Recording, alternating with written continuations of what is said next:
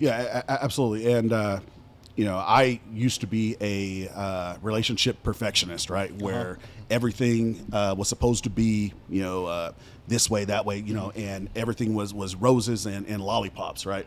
And anytime there was a small error or a small crack, right, I'm like, ooh, this ain't for me, it looking back, there were things that like did not matter in the grand scheme of things.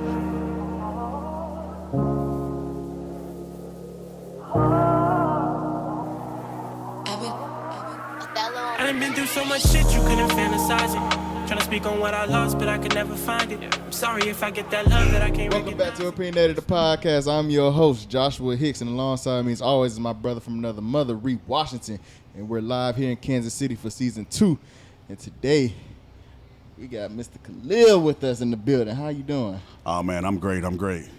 Tell the people a little bit about yourself, Kahlil. Let's see. I'm a 12 years United States Marine. Right now, I'm in bar management ownership. Kansas City native, born and bred. Just ready to do this.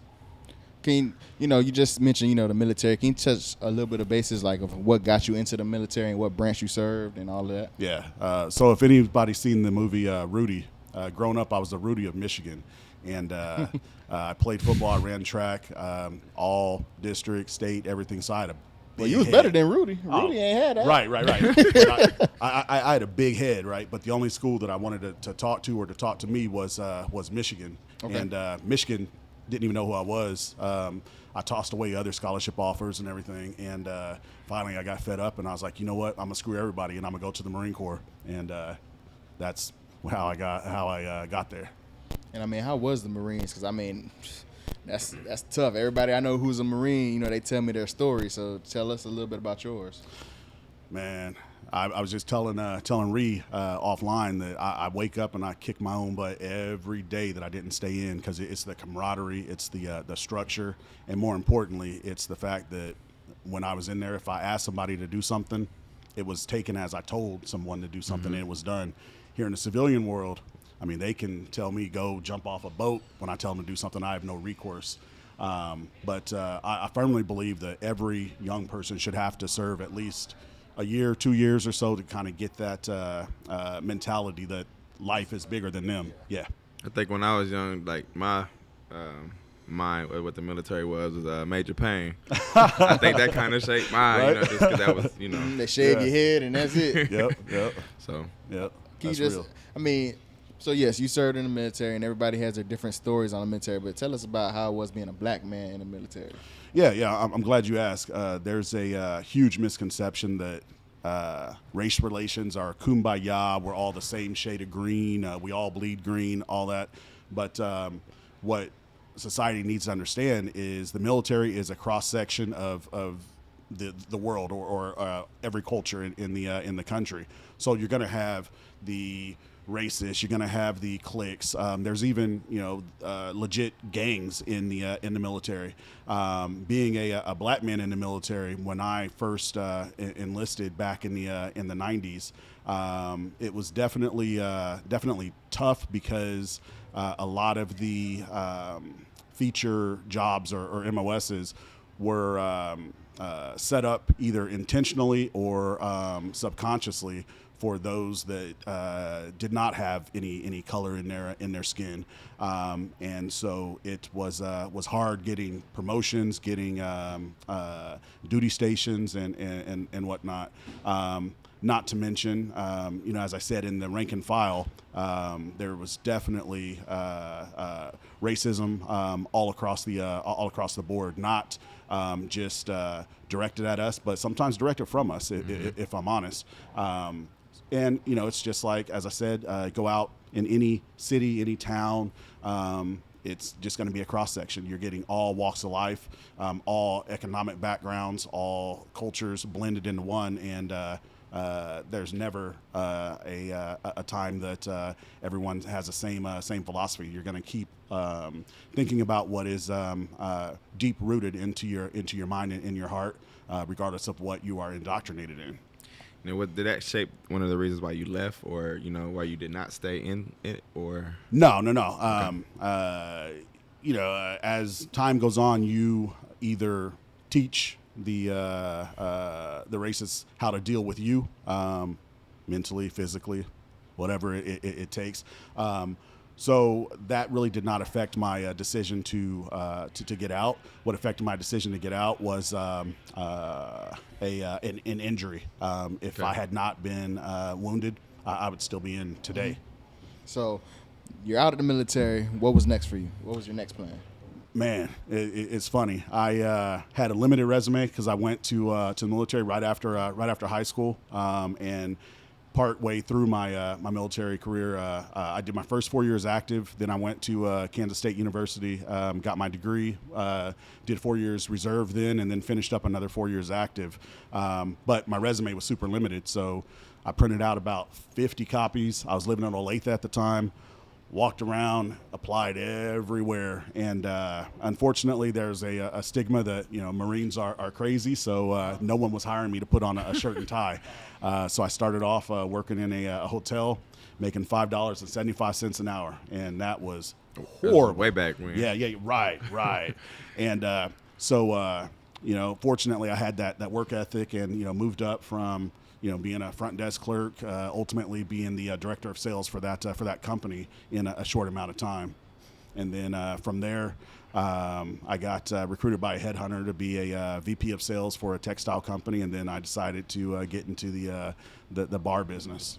And that's Reed's forte right there, but just touch a little bit on the bar business and how does one get into that?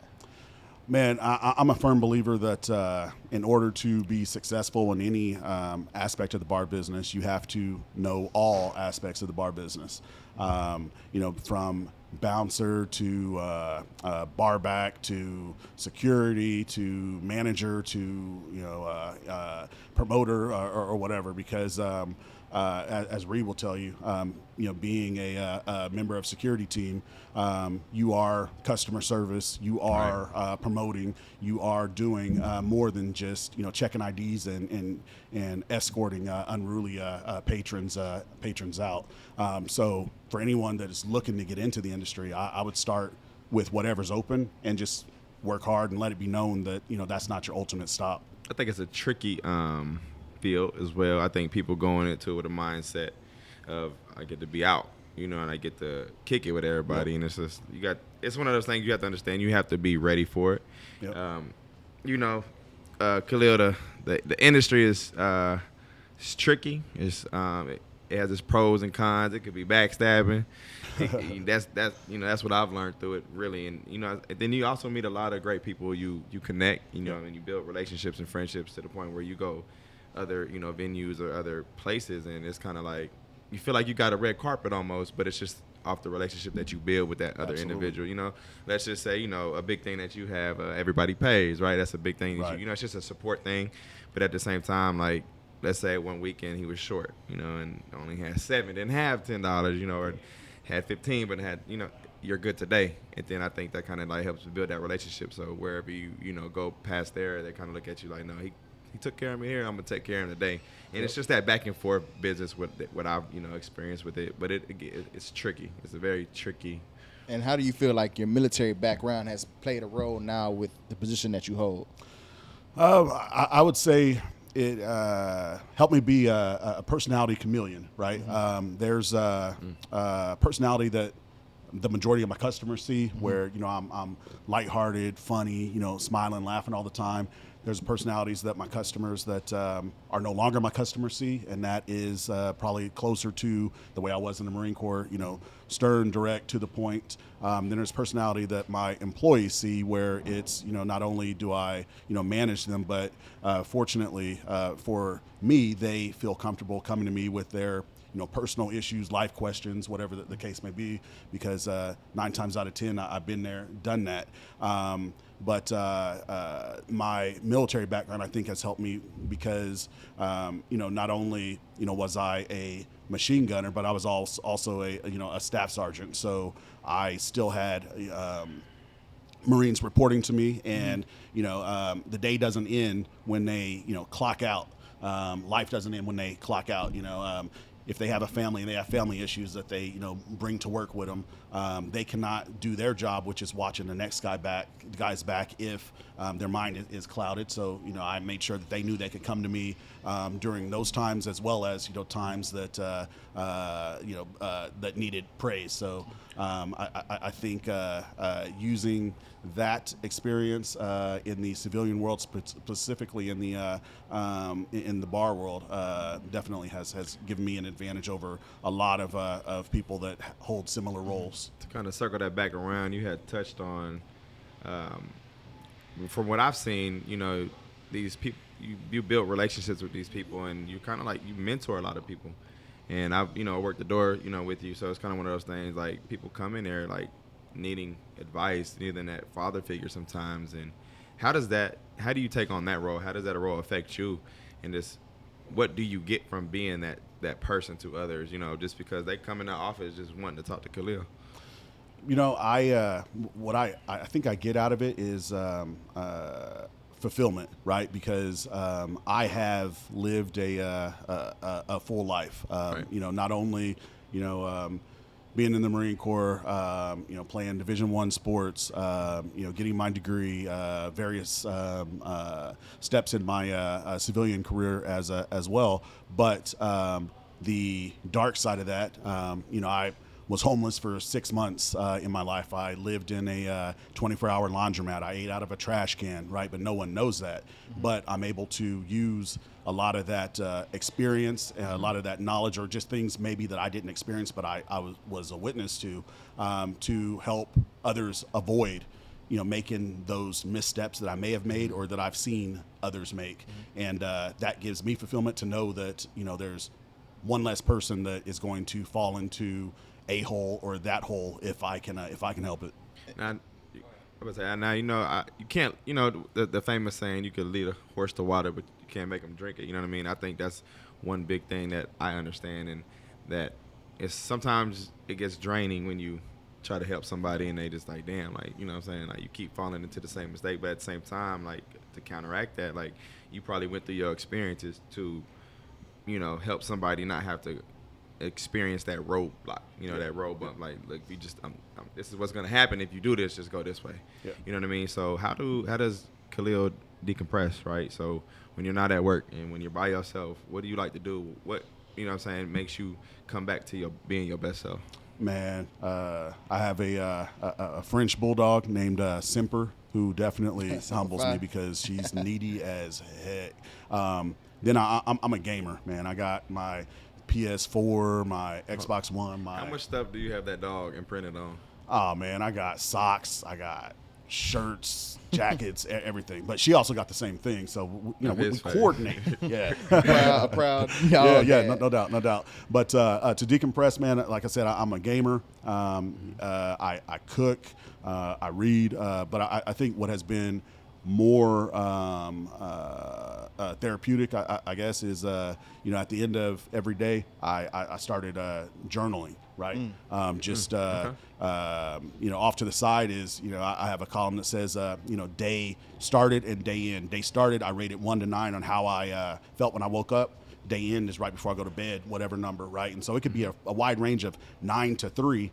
And right next to that annotation of day start, day end, it's why it was a 9 to 3. Okay. What happened, how I felt, so on and so forth. And to me, that's therapy. I'm not emotionally mature enough to sit down and talk to a therapist, but I can write out, whatever comes to mind or is in my heart or whatever. And I know that I'm the only one that sees it, so it's safe for me, and that lets me leave everything there and start a new day. And why do you think it's important for men to have like that safe space, whether it's journaling or, speaking to someone just on their personal, what's going on with them? Man, honestly, because even tough guys cry. Mm-hmm. You know what I mean? Regardless of how, big, bad gangster they want to act, there's something that hits home for them. For me, it's family and close friends. Mm-hmm. You know what I mean? I'm calm, cool, and collected unless I feel like they are threatened or taken advantage of, and then that's somebody that nobody wants to meet. right? Right. But why I feel that men need a safe space is because society has set men up that they have to be, these rocks. And lately, society has set men up. They have to be these smooth rocks, right? No edges, but still have to be, hard as granite or whatever. And when push comes to shove, we're not 100% hard as granite. So definitely need that outlet. Because I mean, even with me, I write my thoughts on paper because, like you said, I'm not confident enough to go to a therapist, or I don't even think there's really anything wrong with me enough to. I feel as if I'm being selfish, taking away someone's time, to speak on things that aren't really, I guess, that's big that need to be fixed. Right. I can just write that out. So no, I mean, journaling, that's key. I don't know if you do that, Ree, but that's something that you could probably hop on that wave, and not even a wave, but just do it because it gets you mentally clear. Yeah, definitely. So you had talked about off camera. I think it's important just to kind of bring that aspect. You had that aspect of just what society places on dudes. Just in general, I think it's always been like that. You've been divorced. Yep. What is your views on just marriage, or like, do you have any tips, or just on an honest standpoint, because I think that marriage is so, Josh and I talk about it all the time. It's like a fucking fairy tale. You know what I mean? And then it's supposed to be so perfect, and then when it's not perfect to what you envision or what you see on movies and stuff like that, like then it's like, I don't want this no more. Right. I'm running from it, or I think it has that effect on people because it's. Josh and I talk about it. I think people wanted to get stuck in that honeymoon phase. Right. Where this is where they want it, but what happens when you come back from that trip? Right. And that, to me, I was talking to Josh. I think the duration of how many times you get hurt, is overrides when you actually find love or actually feel love. You know what I mean? Yep. Just because you've been hurt so many times. So like, if you had any advice? Or Yeah, absolutely. So I think right now the reason that marriages fail is because people are chasing the wedding, the party, the honeymoon, instead of the relationship. You know what I mean?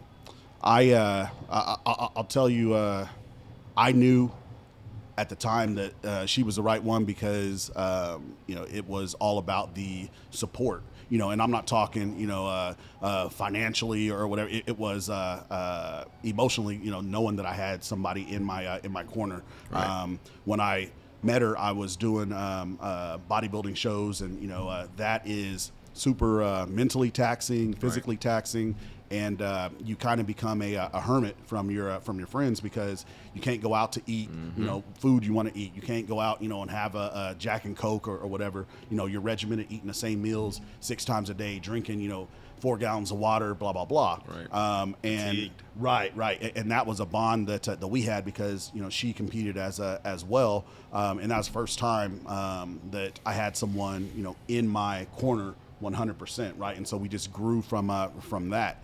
I think now what is happening with society is this new wave of the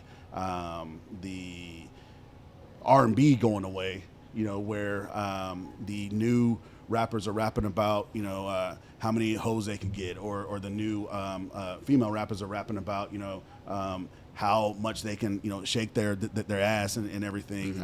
It is diluting from finding your person, or even more being your person, right? Because everyone's trying to conform to what they see on TV or when they go to concerts. But what they don't realize is the majority of those people have cool, stable relationships, right? Yes. They're projecting what is selling, and society's being a fool, right? And so that's affecting their professional. It's affecting society's professional life, their personal life, their romantic life, and everything, because they're trying to be an image that somebody else is projecting to make money, not that somebody else is projecting to live their life and keep rolling. Just to touch on that, I think just marriages or just relationships, you said you used the term relationship, they fail because it's like you're trying to find something instead of just being yourself. Like, your feeling at this time is what you're trying to be.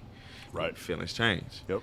So I feel like that's another good reason why they fail. Just be yourself and just walk, and I feel like you'll eventually align. You'll eventually come into contact or with somebody who is like you know what I'm saying? Y'all like the same things. Y'all have that both understanding for each other. But it's like when you try to be something and you're trying to go find it, you're trying to, if this person like this, you're gonna try to make yourself attract that person. So, but it's not really you. It's like, okay, when that shit wear off, then you go back to being yourself, and that person don't like you for actually being you. You know what I mean? So that's why I think another reason why.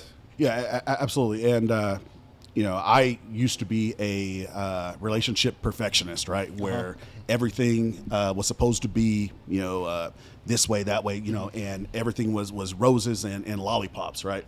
And anytime there was a small error or a small crack, right, I'm like, ooh, this ain't for me, it looking back, there were things that like did not matter in the grand scheme of things, but at the time I was like, it's not perfect. It's not what we see on TV or movies or whatever. I used to be one of these guys that would sit back, watch a movie and see a couple getting along and all that for the hour and 45 minutes that a movie is, and I'd be like, man, I want that, right? But then life happens, right? And it's once people get to the point that they understand life happens and that life is a compromise, especially when you're dealing with another person, then I think that's when relationships will start to grow and to blossom. Just to be transparent with you, I actually had a conversation with my younger sister, and she was, granted, she wasn't wrong in certain parts of it, and I understand where she was coming from, but we were in the middle of, I think it was the 4th of July, we was in the middle of levee, and it was busiest, and 2 hours went by, and me and her were just going back and forth. It wasn't really a debate. It was a great conversation. And, yes, I am stubborn, and she called me, she told me, she's like, Ree, you want everything to be perfect. Yeah. And to me, I don't want everything to be perfect, but at the same time, like what I was explaining to her was just, you can't treat me how you want to treat me, you know what I'm saying? Right. You have to treat me to my standard. Yeah. Because I treat you to my, like, if I want to be treated this way, because I'll hold you to that same standard. You know what I mean? And to me, it's a back and forth thing. It's like, you just can't do that to me. And then if that's how you feel and that's how you want to treat me, yes, I will cut it off. And that's the one thing I was just trying to explain to her. Just, I will cut that shit off, because it's like, I'm not treating you like that. I think it goes into like the cup, sequence where it's like, I can't keep pouring all my, energy into your cup and you're not filling my cup. Yep. And it's like, because if you're not filling my cup, what are we doing? Oh, yeah, no doubt. And that's tiring as war. But then, like, this society, like, just filling cup, I think we're getting so used to, like, money now. Everything, loyalty comes with money. Like, you got to pay me to be loyal. Like, to hold yourself accountable, you got to pay somebody to do that. You know what I mean? And I think when you talk about filling of the cup, it's just, to me, I think that's another what's wrong with society, is just because everything's money. Like, yeah, I think it's money, and quite honestly, it's social media as well. I mean, if you can't scroll through Facebook, Snapchat, Instagram, none of the social media without seeing guys and girls flexing for likes, for hearts, for clicks, and 100 times out of 100, it's not them for real. You know what I mean? And my Facebook, I have almost 5,000 friends or whatever, and I know maybe 80 of them, and maybe out of those 80, 40 know me, the real me. You know what I mean? My job is to shake hands and kiss babies, so I'll accept the friend's request, and I post things at an arm's reach, right? But it's only the ones I have real conversations with that know me, right? But these 99 people that are left on the outside feel like they know me. That means I did a good job. Right. You know what I mean? And that's understanding that when you are going through social media, when people are sliding into each other's DMs, understanding that that's not the real person. Right. I think would definitely be key. But right now, the vast majority are refusing to even attempt to understand that. And I mean, this season we're focusing a lot on this newer generation, because they are different. We're not saying different in a bad way or a good way. They're just different. What game would you give these young guys that are coming up now who are just trying to figure out life? Guys and girls, so do a split. I would say, actually, you know what? I'm not going to split it up, because it is going to cross all genders, all roles. I would say know yourself first. You know what I mean? Because if you don't know yourself, you don't know what you like, you don't know what you want, and more importantly, you don't know what you don't like, right? And I think if you don't know what you like and what you don't like, then you start tolerating things, right? And if you enter into any type of friendship, romantic relationship, business arrangement with tolerating things, then you are doing a disservice to yourself and your partner, regardless of what level it is. It took me a long time to get there, regardless of the party lifestyle that appears because of the role that I play for work. I'm more than comfortable getting off work at 3:00 in the morning, going home, making me some breakfast, sitting in front of my PlayStation and zoning out by my lonesome, right? But that's because I know what I like. I know what I want, and I know what I will or won't tolerate. And if I don't have someone in my life that is able to provide what I like and able to compromise on what I don't like, then I'm Gucci by myself. And I think that's important, because if you don't know who you are, how can you make anybody else happy? Exactly. And I think a lot of times people hop into these relationships, trying to find themselves through their partner. Oh, yeah. And it's never going to work. And I mean, Rhea and I talk about it all the time. I mean, know yourself first. That's why we're always talking about, at 25 or 26 years old, we want to be selfish right now, because when we do hit our 30s and our 40s, we don't want to be like, I didn't get to do this because I was putting all my energy into you, because that's not fair. Right. Right. How do you get to know yourself, though, right? So we talk about, like, know yourself. Like, we could say it all day long. Mm-hmm. What do you guys, both of you, like, how do you get to know yourself, for those who haven't watched or those, the new viewers? Yeah. It's the same as getting to know a person, right? The way you get to know a person is spend time with them, right? Mm-hmm. The way you get to know yourself is journaling. Yeah, writing. Right. Mm-hmm. Spend time with yourself. Realize or figure out what makes you get out of bed. Figure out what makes you go to bed, right? Mm-hmm. It's kind of like when you go to a restaurant to try new things. Like, I know I don't like olives and cilantro, right? So if I go and I try a new restaurant and look on the menu, and if it looks like it has olives and cilantro in it, I don't order it, because I spent the time to know that that doesn't suit me, mm-hmm. right?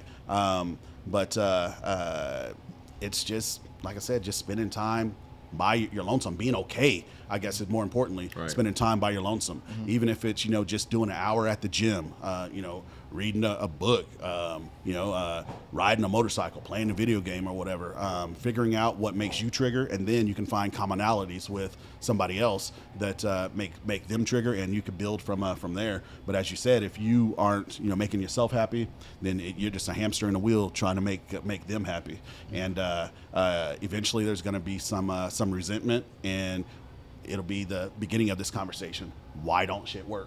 Right. Kahlil Guinn, how can the people get in contact with you? Oh, man. Easiest Don't way. Don't send him no more friend requests. He has too many friends, is what he's telling you. Easiest way would be probably Instagram, just mm-hmm. K-State Safety 40. So it's KST8SFTY 40. Or even better, which would feed my kids, is come down to Throwback and Off Key. That's it. Wednesday, Thursday, Friday, and Saturday. We don't do no more Sundays. Located in Kansas City. Yep. And what's the motto, Ree, when they get to the door? Everybody pays. That's true. He's Ree Washington. I go by the name of Joshua Hicks. This wraps up another great episode of Opinionated the Podcast, Season 2, Kansas City edition. Love, always.